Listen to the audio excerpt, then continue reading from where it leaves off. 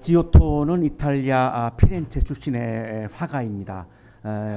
이 스승이 치마부에라고 하는 이탈리 당시 최고의 화가인데, 치마부에가 이 지오토를 발견해가지고 내 제자가 되라 이래가지고서 이제 사사를 받게 되었는데, 인물화를 이렇게 그리고 스승이 이제 외출을 했는데, 이 지오토가 좀 장난기가 발동해가지고 스승이 그려놓은 얼굴에 코에다가 파리를 이렇게 그려 넣었습니다.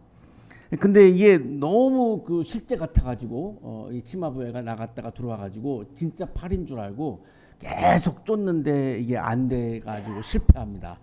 그 정도로 이 지오토가 아주 사실감 넘치는, 입체감이 넘치는 그런 그림을 이렇게 그린 화가로 유명하고, 이 지오토를 기점으로 근대 미술 또 이 고대 미술로 나눌 정도입니다. 그래서 근대 미술의 창시자라고도 불리우는 이 3차원의 입체감을 나타내는 그런 최초의 화가로 그렇게 존경을 받는 그런 분입니다. 이 지오토라고 하는 화가가 스크로베니라고 하는 성당도 건축을 했습니다. 건축가이기도 합니다. 지금 보시는 성당인데 아주 아름답고요. 본인이 이제 이 성당을 건축했기 때문에 본인의 이 성서와 그림들을 여기 안에 많이 이렇게 배치를 해서 이 성당 안에는 이 지오토의 그림들이 굉장히 가득 차 있습니다. 근데 그 중에 하나가 동방박사의 경배라고 하는 그림인데 아마 많이 보셨을 것 같습니다. 이 지붕 아래에 보면은 성모 마리아가 이제 아기 예수님을 이렇게 안고 있고, 그 이제 오른쪽에는 이제 요셉이 있습니다. 그리고 왼쪽으로는 이제 천사입니다. 천사를 우리가 지금 오늘 주목하려고 하는 건데요. 그리고 잘 안 나타나는데 이 마리아와 천사 사이에 또 한 명의 천사가 있습니다. 그래서 이 중세 시대에는 이 성서화를 그리는 화가들이 천사들을 거의 다 넣었습니다. 그 왜 그러냐면 천사를 굉장히 동경했기 때문에 그렇습니다. 천사를 만나고 싶어하는 마음이 굉장히 많았습니다. 천사가 하나님이 보내시는 이제 이게 영이라고 생각을 했기 때문에 너무나 천사를 만나고 싶어해서 천사들을 굉장히 많이 그림이 나타나죠. 그리고 이제 이 앞쪽으로 오면은 이제 동방박사 세 사람이 있고, 그리고 타고 온 낙타가 있고, 그리고 이제 동방박사 행렬을 도왔던 두 사람이 보이고, 동방박사 세 사람 중에 가장 연장자로 보이는 이 첫 번째 동방박사가 무릎을 꿇고 그리고 선물을 드리면서 이 아기 예수를 경배를 하고 있습니다. 질문이 생깁니다. 왜 이 동방박사는 아기 예수가 누구이길래 이렇게 경배를 하고 있는가? 이게 쉬운 일이 아닌 게 굉장히 멀리에서 걸어서 뭐 낙타를 타고 이러면서 사막길을 걸어서 온 겁니다. 굳이 그렇게까지 해야 되는 이유가 무엇인가? 정작 유대인들은 이 산모 마리아를 환영하지 않았습니다. 방을도 내주지 않았습니다. 굉장히 이렇게 무시했습니다. 거절했습니다. 그리고 헤로드 왕은 아기 예수를 죽이려고 유아 대학살을 잘까지 했습니다. 정작 유대인들은 같은 유대인인 아기 예수를 죽이려고까지 하는데 왜 이 동방박사들은 굉장히 위험한 거죠? 헤로드 왕이 죽이려고 하는데 경배한다? 그러면 같은 편이다 이래가지고 굉장히 위기에 빠질 수도 있는데, 그럼에도 불구하고 왜 이렇게 멀리서 와가지고 그리고 아주 좋은 선물을 준비해가 와가지고 경배를 하는 것일까? 오늘도 우리가 예배당에 나오면서 우리가 선물을 예수님께 드리는 선물을 성탄절 헌금을 가지고 와서 이렇게 드리는데, 이들은 이렇게 현금으로 한 게 아니라 이제 황금 유황 모략이라고 하는 굉장히 이렇게 값비싼 이렇게 선물까지 준비해 가지고 경배를 하고 있는 거죠. 왜 이렇게 예수가 누구이길래 이렇게 위험을 무릅쓰고 경배를 하는 것일까라고 하는 질문을 하게 됩니다. 오늘의 성서일과 본문은 이 예수는 누구인가라고 하는 질문에 대한 답입니다. 이 오늘의 본문이 속해 있는 히브리서는 뭐 굉장히 논란이 많습니다만, 네로 황제의 박해가 시작되었던 그 정도 한 64년 정도로 그렇게 추정을 하는 성서학자들도 있습니다. 어쨌든 이것이 이 박해의 이제 배경을 가지고 있는 거죠. 이 로마 황제가 막 박해를 하니까 이제 초기 기독교회는 두 그룹이 교회 안에 있습니다. 하나는 이제 유대교를 믿는 유대인인데 이제 바울에 의해서 복음을 듣고 이제 개종을 한 그리스도인들이 있는 거죠. 그러니까 유대인 그리스도인입니다. 그 다음에 이제 바울의 전도에 의해서 헬라인인데 그리스인인데 기독교인이 된 사람들이 있는 거죠. 그러니까 이제 이거는 이제 헬라인 그리스도인입니다. 자, 그런데 이제 이 박해가 시작되니까 유대인 그리스도인들 중에 이 너무나 박해가 심하니까 다시 유대교로 돌아가고 싶은 마음이 생기는 사람들이 있는 겁니다. 다시 그냥 유대교로 돌아가는 게 좋겠어. 너무 박해가 심하고 이제 힘드니까. 그리고 아직 예수님에 대한 신앙이 막 탄탄하게 이렇게 형성된 상황이 아니기 때문에 약한 거죠. 그러니까 이제 다시 그냥 오랫동안 전통적으로 믿어왔던 조상들 때부터 믿어왔던 유대교로 돌아갈까라고 이렇게 회의하는 사람들이 많은 겁니다. 이 사람들을 향해서 이 히브리서 저자는 아니야, 예수님이 최고의 존재야를 전하는 편지가 히브리서라고 하는 성서입니다. 핵심은 그겁니다. 예수님은 이 우주에서 최고의 존재야. 유대교의 신앙과는 비교가 되지 않아. 유대교에서 이제 유대인들이 가장 존경했던 뭐 사람들을 꼽으라 그러면 뭐 모세, 뭐 엘리야, 뭐 이런 사람들인데요. 그 모세, 엘리야하고는 비교도 되지 않아. 차원이 완전 다른 분이야. 이거를 강조하는 말씀이 오늘의 이제 성서일과 본문 말씀인데, 강조를 위해서 히브리서는 비교급을 사용합니다. 계속해서 비교급이 나옵니다. 그런 천사들보다 훨씬 더 높게 되셨으니 예수님은 천사들보다 더 높다. 1장 4절 better than the angels. 계속 비교급을 씁니다. 더 좋은 소망 better hope, 더 좋은 언약 better testament, 더 좋은 약속 better promise, 더 좋은 언약 better covenant, 더 좋은 희생 제물 better sacrifices. 죄송합니다. 이 어쩔 수 없이 지금 제가 영어를 하고 있는데 이게 제가 발음이 안 좋은 걸 제가 너무나 잘 알고 있는데 이해하시고요. 더 좋은 곳 better country, 더 좋은 부활 better resurrection, 더 좋은 계획 better thing. 계속해서 이 better라고 하는 비교급을 씁니다. 그 이유는 유대인들은 구약성서를 중요하게 여기고 예언자들을 중요하게 여기고 구약의 인물들을 너무나 존경합니다. 그러니까 이 히브리서서는 계속 구약과 신약을 비교하고 이 예언자들과 예수님을 비교하고 계속 비교해서 나가는 겁니다. 그래야만 유대인들을 설득할 수 있으니까 비교급을 이렇게 쓰고 있습니다. 자, 그래서 오늘 본문도 우리가 이 비교급에 주목할 필요가 있습니다. 하나님께서 옛날에는 예언자들을 통하여 여러 번에 걸쳐 여러 가지 방법으로 유상들에게 말씀하셨으나 구약 시대에는 예언자들을 통해서 하나님께서 우리들에게 말씀을 주셨다라고 하는 겁니다. 그러니까 이 유대교 사람들은, 유대인들은 이 예언자들을 너무나 중요하게 여기는 이유가 뭐냐면 예언자들을 통해서 하나님의 말씀을 받았기 때문입니다. 그러니까 하나님의 말씀에 대한 이런 막 갈망, 그리움, 하나님의 말씀에 대한 그 막 애정, 이거 어마어마한 겁니다. 유대인들은 우리하고 비교가 되지 않습니다. 그런데 그 하나님의 말씀을 전해주는 자가 예언자이기 때문에 최고의 존재로 예언자들을 존경하는 겁니다. 그럴 수밖에 없죠. 자, 그랬는데 이제 비교합니다.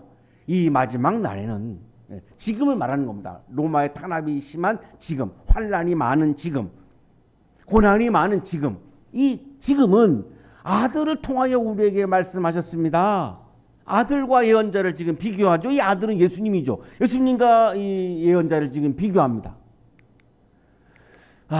이렇게 비교를 하면서 예수님을 이제 강조하려고 하는 건데, 예수님은 예언자들과 차원이 완전히 다릅니다. 예언자는 하나님의 말씀을 전하는 사람입니다. 자, 그런데 예수님은 하나님의 말씀을 전하는 자가 아닙니다. 이 예언자들로부터 하나님의 말씀을 받는데 이제 중간에 문제가 생기죠. 거짓 예언자, 가짜 예언자들이 등장을 해서 예수님의 말씀을 막 왜곡하기 시작합니다. 그러니까 유대인들이 온전한 예수님을 받고 싶은데 자꾸 거짓 예언자들과 성행하고 가짜 예언자가 성행해서 이 말씀을 막 왜곡하니까 이 유대인들의 마음속에 온전히 하나님의 말씀을 전해주는 예언자를 기다리는 거죠. 그때 하나님은 예언자를 보낸 게 아니라 아들 예수님을 보낸 겁니다.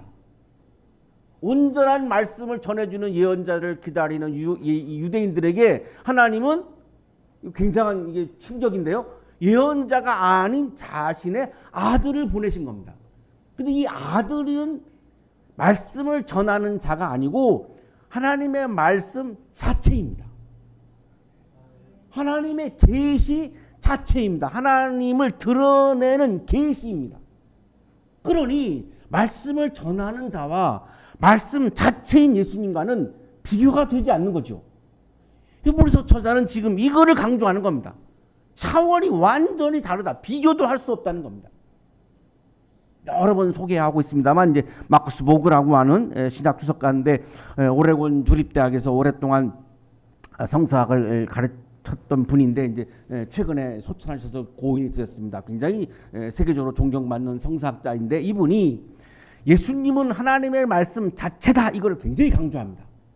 예수는 인간의 몸을 입은 하나님의 말씀이다. 그는 하나님이 어떠한 분인지 하나님이 어떠한 성품을 지니셨고 우리에게 무엇을 바라시는지를 보여주는 계시이자 현현이다. 자, 세 가지를 지금 강조합니다. 예수님은 하나님의 말씀을 전하는 자가 아니라 하나님의 말씀 자체다. 하나님을 드러내는 하나님의 계시다. 하나님이 여기에 우리 앞에 나타나시는 현현이다. 이 세 가지를 강조합니다. 그러니까 이 모세와 엘리야와 같은 예언자하고는 비교가 되지 않는 거죠. 예수님은 하나님의 말씀 자체다라고 하는 것은 요한복음 1장 1절에도 나옵니다. 태초에 말씀이 계셨다. 예수님을 말하는 겁니다. 그 말씀은 하나님과 함께 계셨다. 그 말씀은 하나님이셨다. 태초에 말씀이 계셨다. 예수님이 계셨다. 예수님이 어떻게 계셨느냐? 말씀으로 계셨다. 누구의 말씀으로? 하나님의 말씀으로 계셨다. 그러면 예수님은 하나님의 말씀 자체다라고 하는 거죠. 그 말씀은 하나님과 함께 계셨다. 그 말씀은 하나님이셨다. 예수님은 하나님의 말씀 그 자체임을 강조하고 있죠. 자, 그래서 히브리서 저자는 말씀을 전하는 예언자와 말씀의 자체인 예수 그리스도와는 비교도 되지 않는다. 예수님은 유대인들이 그렇게 존경하는 최고의 인간으로 존재하는 모세보다 훨씬 더 뛰어나신 분이다.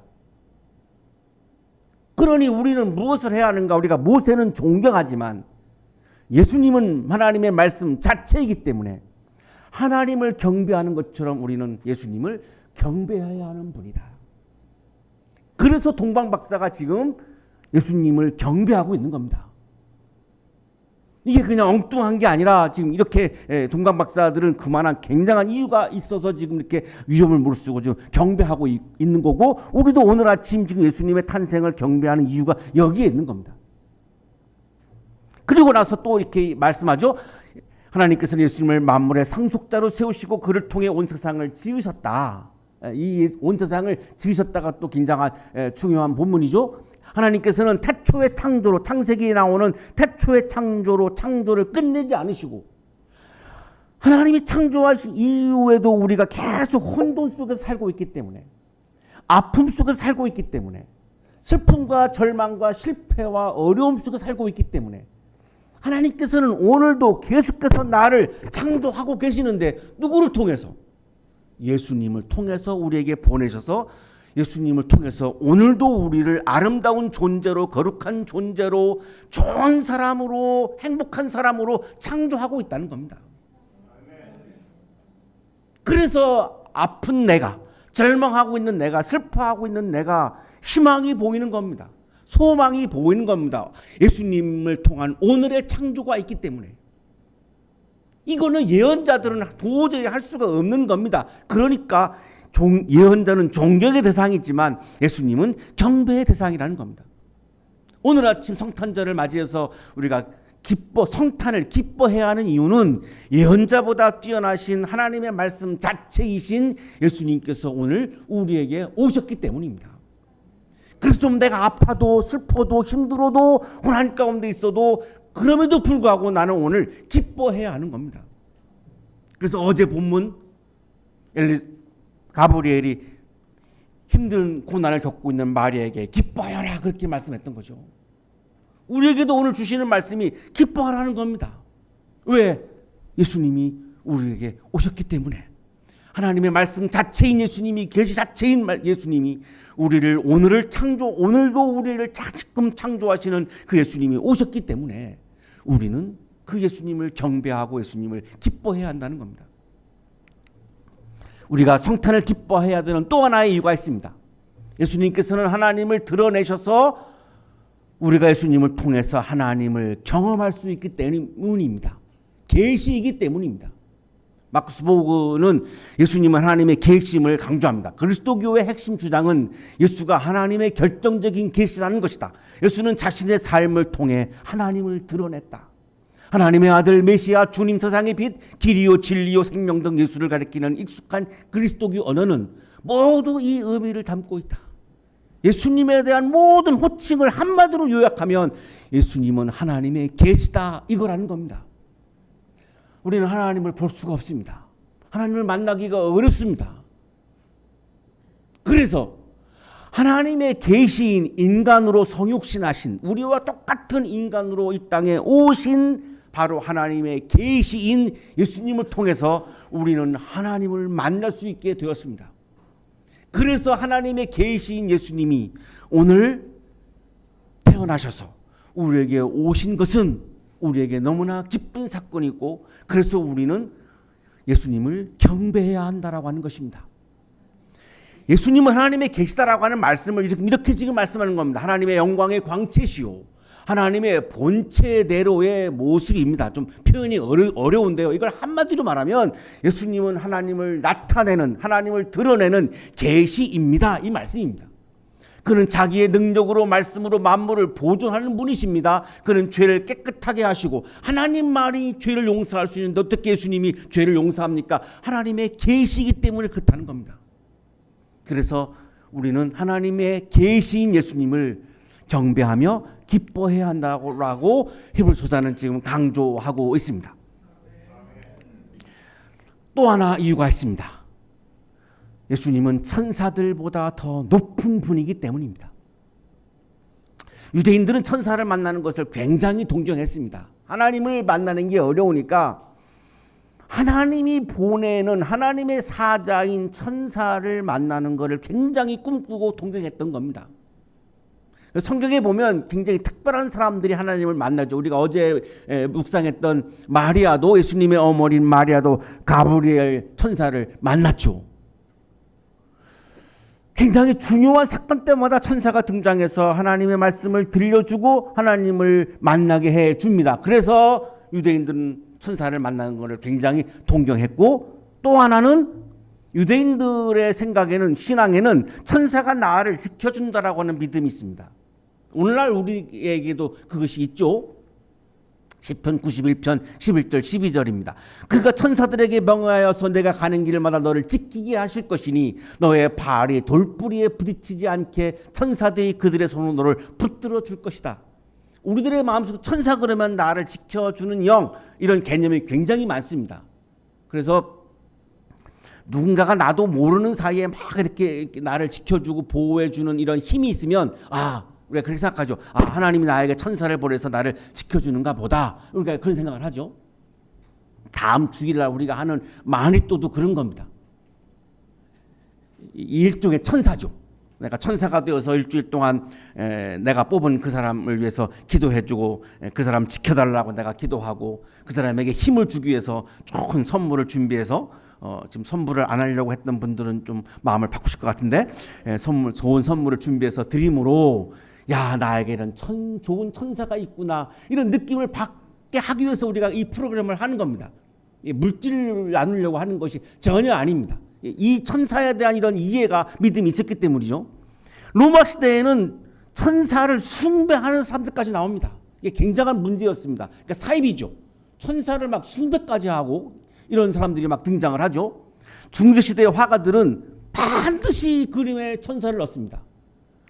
지오토의 동방박사의 경배 아까 말씀드렸습니다. 천사가 있죠. 그 유명한 미켈란젤로의 아담의 창조에도 하나님 뒤에 보면 이렇게 하나님을 에워싸고 있는 천사들이 굉장히 많이 나오죠. 굉장히 많습니다.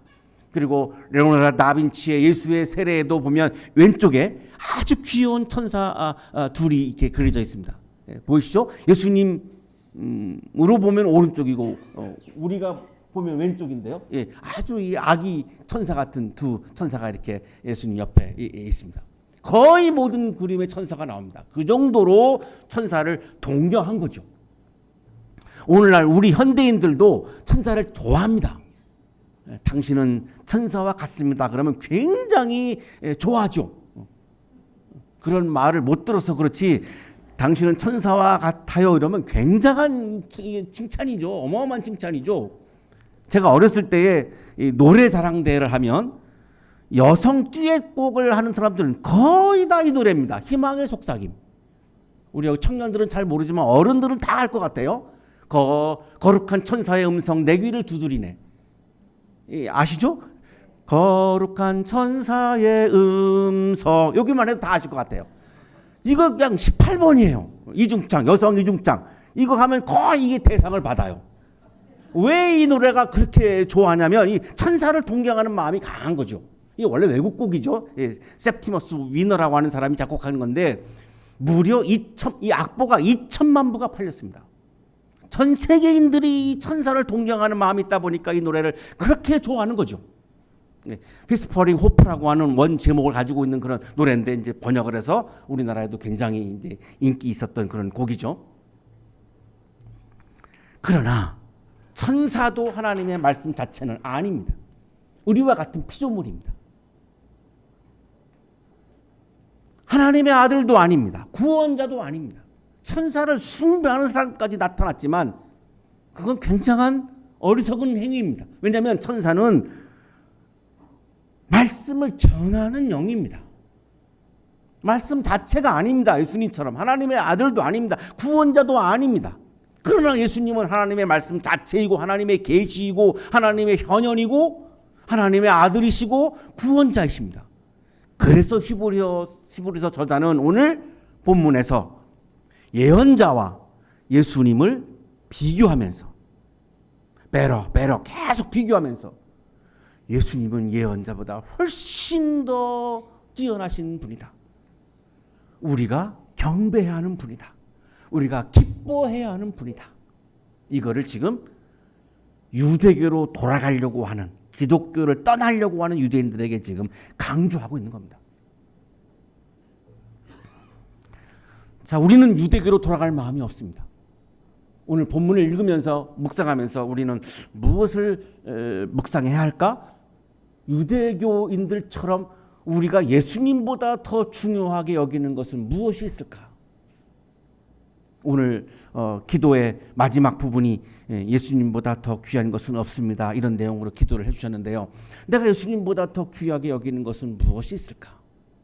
나는 유대인들처럼 예수님을 환영하지 않고 모시지 않고 예수님을 박대한 예수님에게 방을 들지 않은 내 마음의 방을 열어드리지 않고 예수님을 내가 내 마음에 들어오지 못하게 했던 그 베들레헴에 살던 유대인과 같은 사람인가?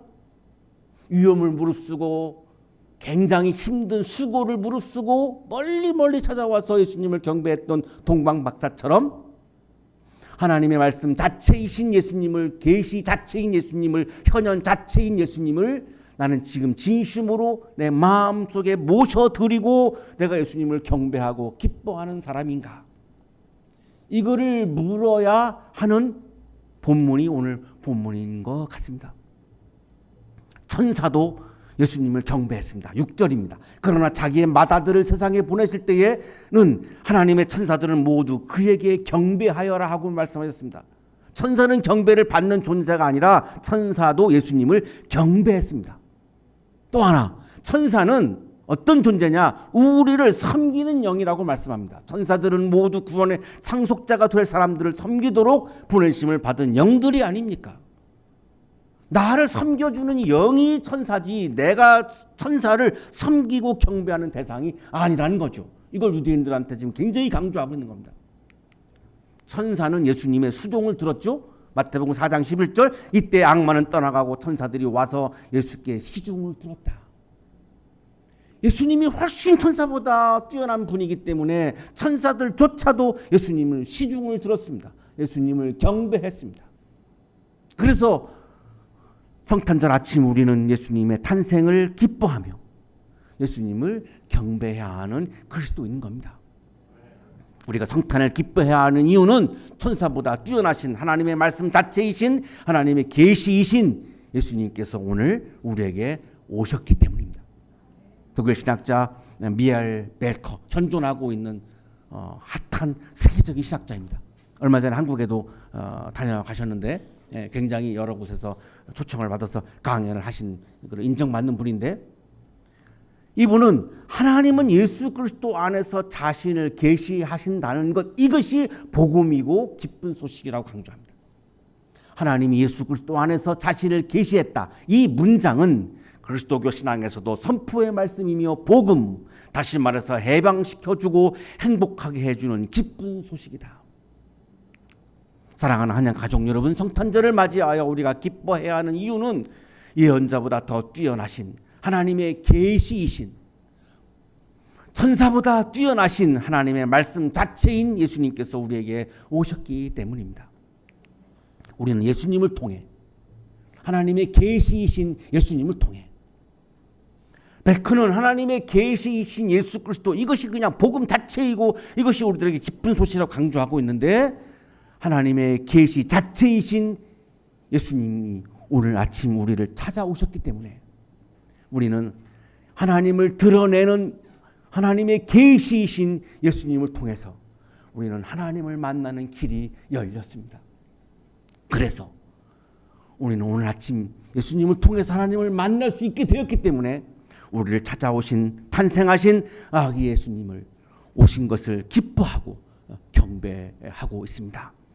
기쁨이 가득한, 경배가 가득한 거룩한 성탄절이 되시기를 간절히 축원합니다.